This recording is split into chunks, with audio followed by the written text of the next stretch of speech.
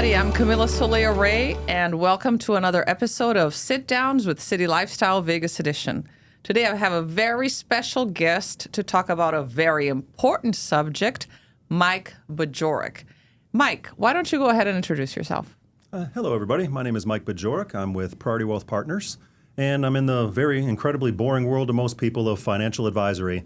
Most important, I'm also a wealth strategist, and that's something that most people need and just don't know why you do. Yeah, and even though finances are boring to talk about, according to you, I don't think so. I find money fascinating, right? And people need money to have a good lifestyle, to survive wherever their condition is.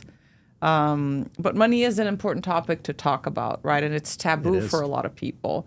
Have you ever encountered clients or prospects that have difficulty talking about money? Absolutely, most people. Yeah? And it's because it's a very emotional subject. Oh. And I can tell you firsthand, from growing up in south side of Chicago, a very poor area, people didn't talk about finances, primarily because there really weren't any. So. Yeah, and I come from Brazil. Mm-hmm. Most of the country is financially challenged. And a lot of the people there are just trying to survive, right? Agreed. So there's no room to talk about financial planning when you need to, make money in the morning to pay for your lunch and pay for your dinner, right? That's an expression that we use over there. Oh, absolutely. Yeah. So how was it growing up in the south side of Chicago, and how did you get inspired to, making this shift into becoming a financial planner, a wealth manager, and helping people then prosper and succeed and have a good lifestyle? Looking back, 40, 50 years ago, now, today, I can look at it as it was a little bit challenging. At the time, I didn't know the difference. That's just where I grew up. It was normal. Yeah. And I think that's part of it is, people struggle on the day-to-day basis. And because it's not regularly talked about in the family, it's not talked about in schools, there's no financial education, no financial literacy, people don't even really know what's possible.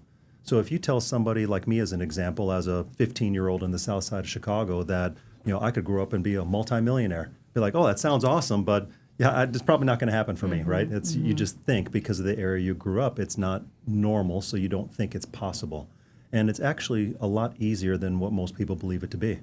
And with what I've learned over the years, I kid you not, I can show a teenager fresh out of high school working at McDonald's how to be a millionaire when they retire if they never leave McDonald's. And how many years do they have to work at McDonald's to never retire? I mean, to retire never having left McDonald's. 40 to 50 years. Okay. Yep. Well, that's not bad. No. 18 years old to somewhere between 58 and 68. Wow. That's great. And of course, I would assume, but it's very risky to assume things, right? It is. But I would assume that this 18-year-old will then get promoted, along the 40, 50 years that they're working at McDonald's. So is that also part of the component, like making more money, or would they retire? It is. And and there's even a path to that if you never get off the line of just, let's say, even being a cook or a cashier. Okay, yeah, I was leading the question there. Thank you for clarifying. And heading toward management, of course, it brings you more resources. Yeah. So that gives you the capacity to accelerate that growth. Yeah. But starting in the beginning, it's just being systematic, being consistent over a long period of time. And the reason most people don't do it is they don't know what is really going to be at the end. It's an unknown, and it's really difficult to do when you're not seeing quick results. We live in such an instant-on society. Everybody wants everything to happen today. They want the next big thing. Yeah. Well, I can lead you toward the big thing. It just takes a minute. It takes structure. It takes diligence. And most importantly, it takes discipline. And do you see that even before social media was a hit? Like this instant gratification thing, especially in the financial world, people want results fast, or has it just gotten like that recently in the past 10, 15 years with social media? I think it's grown exponentially, in the last 10 years with social media, especially since, the iPhone came out, 2007. I mean, I remember I was in line too. At the time, I was at the point of being able to afford an iPhone, but should I have bought one at the time? Well, yeah, because I wanted one. And that right there is a perfect example of a habit that led me to, switching some directions in life. And that's when I started heading more into the financial space. Oh, really? I wanted to bring information to the general public that I wish I would have had when I was younger. So tell us more. I'm fascinated to learn how you were in the line to get an iPhone. Right. And did you have like an epiphany to switch trajectories and become more involved with money? Like how did that happen? Well, it started with just the desire to make sure I was able to buy the next iPhone when it came out after that. Okay. I'm a tech geek by nature. I Okay. love technology. So what And, were you doing then when you were that age in line? What, like career-wise, or were you in school? Like what were you doing? I was in the finance space, in the mortgage space. Oh, mortgage. So I did primarily mortgage at the time with some real estate and asset management. Okay. So not as detailed as what I do today, but still I was, working in multiple states. I had offices, across the country, and at the time people would think, "Oh, you have offices in multiple countries. You must be rich." No, I'm still building. It's the illusion, 'Cause, right? I came from zero, Yeah. negative actually, and it took me a while to dig out of that. Oh my I was God. like your typical Midwesterner growing up, in a poor area. You learn, there's an old phrase, rob Peter to pay Paul. Yeah. And you think you're a genius at that because, oh, look, I was able to get through one more month of paying my bills. I didn't miss any. And then what I do, now my car broke. What do I do now? I have nothing Yeah. left in the bank. What do I do? Go get another credit card. And that's the vicious cycle that keeps people enslaved into the world of debt. Oh, yes, for sure. And it becomes such a stress point that it stops people from believing that there's a way out. And honestly, it kills dreams. Interesting. I love that. That's why I find talking about this subject so fascinating. And I'm a big believer in making changes in your life to really become a better person or a better version of yourself. And that's what you did with you, right? You went into the finance world. Were you able to afford your second iPhone? I did. Yeah. And for me, it was a mission, for my family. My wife and I have been together since high school, and sounds a little sad, but it's no joke. She thought my family was rich because we had food in our cabinet. Wow. And so, I made a promise to her that there was never going to be a time where we would be without food or a place to live. That's so. And so I just pushed it to the next level. Wow, that is so beautiful. And you fulfilled that promise to her. And I can did. see that you got a little emotional talking about that. She's a sweetheart. So Thank you for sharing and being vulnerable here with you us bet. in the podcast. And because this is what this podcast and what we do at City Lifestyle is about sharing stories of real people, as in an inspiration to whoever is on the other side of the page or of this podcast, of social media. And I am so honored to have you as a marketing partner in the magazine, even though you're still recent with us. Just your story inspired me so much, and it's really an honor to have you as an ally in this community. Continuing, though, with this interview, so tell us how you work. So if I were to come, which I will, if I were to come and consult with you to be able to retire at, with ease and the way that I envision my retirement, how would the process be, Mike? Oh, it starts with just scheduling a first meeting, a consultation. And it's to remove the pressure and the stress from people. I make sure I'm very clear that it's a conversation. Let's just sit down and chat like human beings. No judgment, no anything. Let's just relax, have a great conversation. Let's see, where you're at. What are you wishing would have happened by now? Where would you like to go? And writing down all the different pieces. And this is the part that becomes difficult for people, because then it's having to talk about things you wish you should have done or would have done but didn't. And it becomes a little embarrassing because, quite honestly, society attacks you for that. If you're not, the next person who hit it big or doing something really great, all of a sudden you start hearing all these things that knock people down. And that's not at all what we do here. It's about lifting people up. It's about making sure they can get to that finish line eventually one way or another. And also having a realistic accountability partner, a coach, Right. someone that can help you get there. Because I do a whole lot more than just manage money. I work with people, I work with families, I work with businesses. And my goal is to really find out about you and what it is you need and how best I can help that. Very, very cool. And what would be the first step after scheduling the consultation and you understanding who I am, and do you dive into the habits, my financial habits then, or like, do you have me paint a picture of how I want to live my life in X amount of years? Walk me through that. And it's a little bit of everything that you mentioned, Okay. and it all depends upon where your mind is at the time, because not everybody's ready to unlock that part of their emotional component that allows them to dream again. Because sadly, too many people, too many families have been pushed down by the burdens of society. Yeah. Because for some reason, people feel that if they don't keep up with the Joneses, their next door neighbor, they're not successful. Well, I can't even tell you how many multi-million-dollar clients I have. They drive 20 and 30-year-old cars, walk around in jeans and T-shirts all day long. You Yeah. never even know that they're doing very well in life because money is not the be-all, end-all for them. It's quality of life. And so my goal is to help change the focal point. Money is another tool. If you think about it as a hammer or a shovel or a pick, it's another tool in which it allows you to work and navigate through the world. And all you have to do is just gather more of it. Yeah. So I like gathering more of it. right? And another thing that I believe interferes with this openness to changing your habits or disclosing what they are is, I should have been in that spot in my life right now. I should own a business. I should have been owning a business by now. I should have been owning a house by now. Like this shoulda, coulda, woulda. Exactly. Is that a factor? It really is. Because in most circumstances, we're our own worst enemies. Why? Because we're our harshest critics.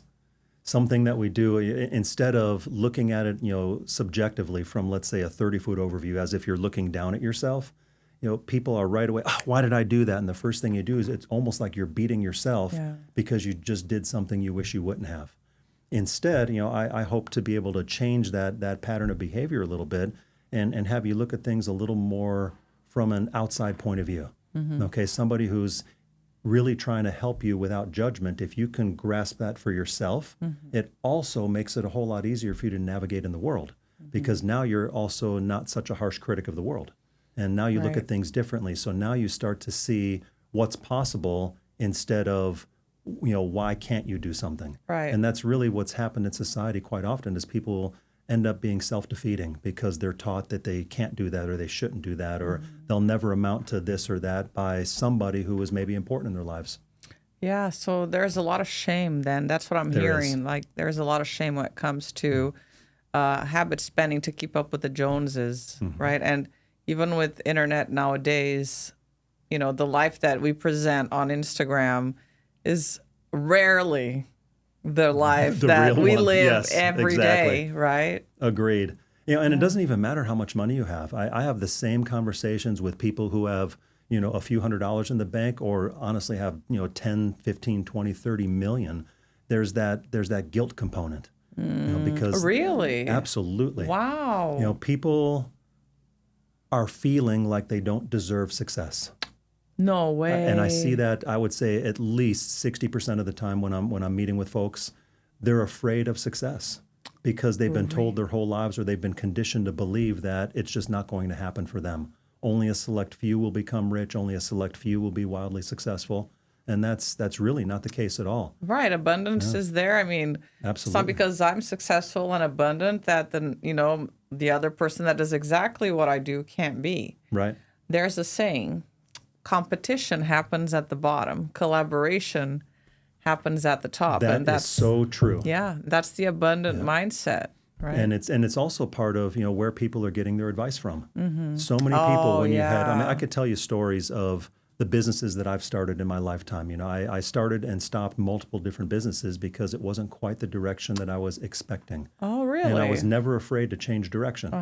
And mind you, I've primarily been in the space of money, real estate, mortgage, finance, business coaching and consulting. That I've done that my whole life. Okay. But the specific direction that I went in each business venture has changed over the years because as I would head in one direction, I realized it wasn't serving the need or the intention that I was trying to put into place, so I would change it.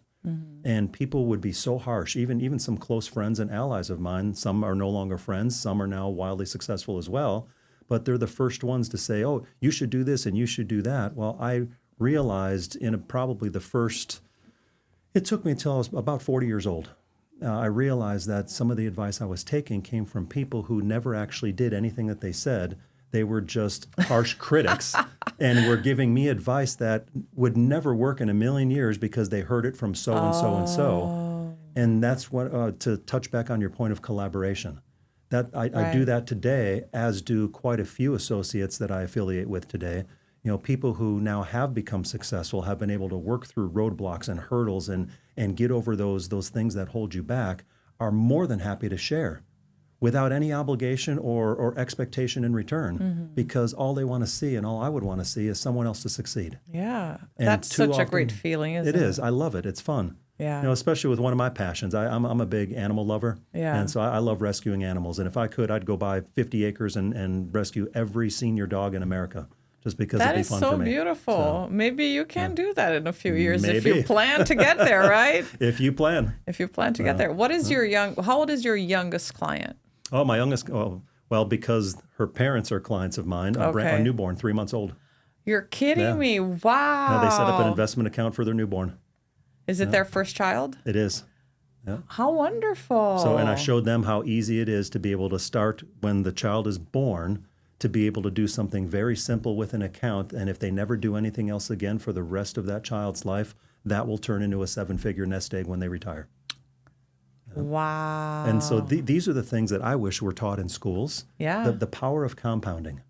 You know, how easy it is to have money work, you know, and double itself over time and time again. And the reason most people don't look at it again at the beginning is really boring. If you look at a graph or a chart, you know, you could look at a growth curve.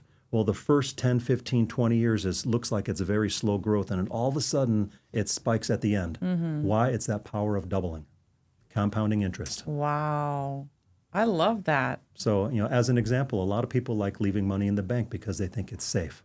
Well, most banks, they don't pay you that much. Even if you get a high yield savings, you're lucky to get 1% these days. Yeah. Well, that takes, with the rule of 72, that'll take about 72 years for that bucket of money to double. Wow. Whereas if you just had it in a modest, you know, account that would be, you know, properly positioned for you, you'd be doubling that money in less than 10 years.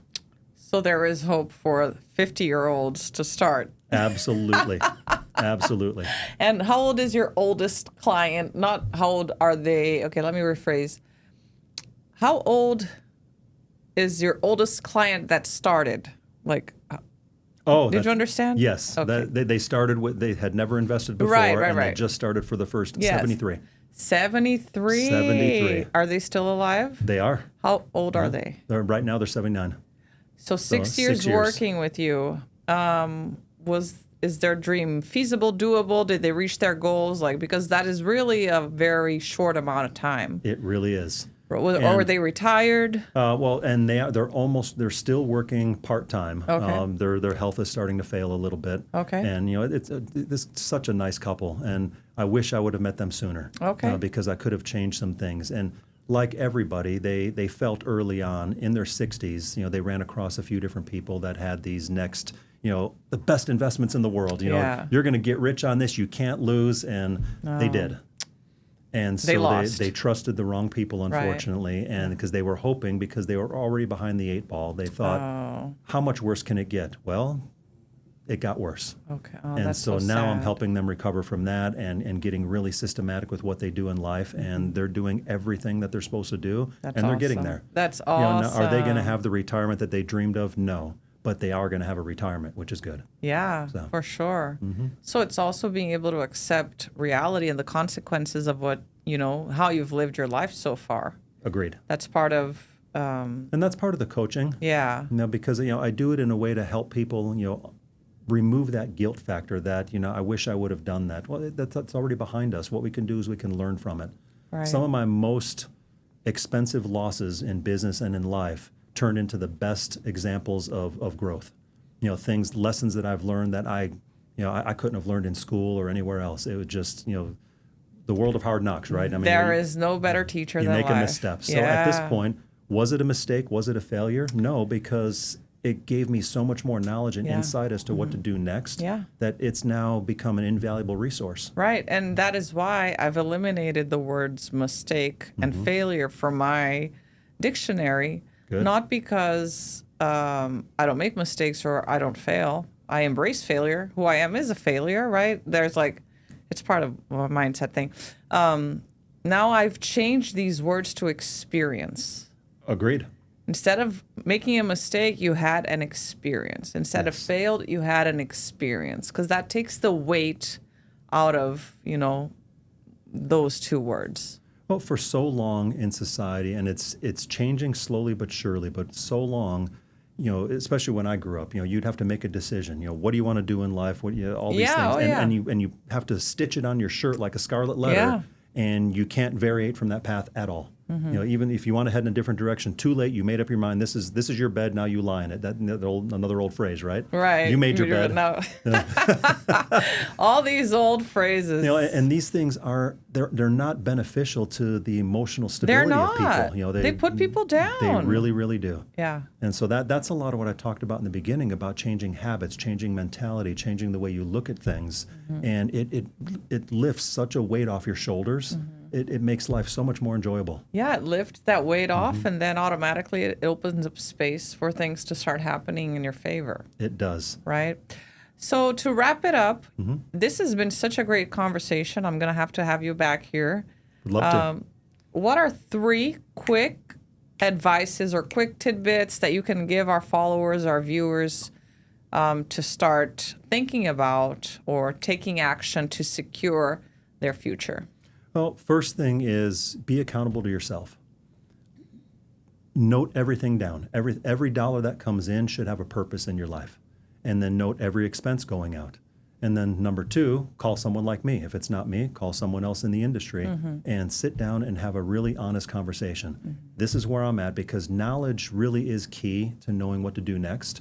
And if you identify all these pieces ahead of time, now you have something tangible to discuss because the intangibles are what happens day to day with emotion and habit and things like that. So number 1, gather data and look at it just as such. Write everything down, no embarrassment, which is going to be hard, but don't judge yourself, just write it down because what you're doing now is you're getting it out into the open so you can start working on it. Now you've created this ball of this is my financial data. Now I'm going to analyze it, look at it, and I'm going to get some help to let it grow. So that's, number 1, put together the data. Number 2, get together with someone in this space, hopefully myself or one of my associates. Yeah. So we can help you put together a real plan. And then number 3, wait, before you go number 3, yes, that is, guys, I only partner with the best in class here in the city. Just letting you know. Please, going number 3. Thank you. and number 3 is execute that plan with ferocity. As an example, let's say there's something out there that you wanted in life. Your dream is, 500 yards away. Is your body going to tell you that it doesn't want to run that entire 500 yards? Maybe. But your brain and your emotions want that so badly, you're going to push through the pain. You're going to do it no matter what. That's number 3. I love that. Execute that plan with ferocity and intention. Live your life with intention. Mike, wow, what a lesson in life this conversation has been. Thank you so much. My pleasure. And please share with us your contact information. So Priority Wealth Partners, website is pwp-wealth.com. You could also reach me on Facebook, Mike Bajorek. You can also reach me on LinkedIn, same thing. And my direct number is 702-274-6600. Thank you so much.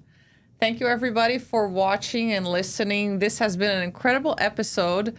And stay tuned for some more. If there is something that you want to hear about that we haven't brought yet, just shoot us a DM or an email and we'll bring it to you. Till next time.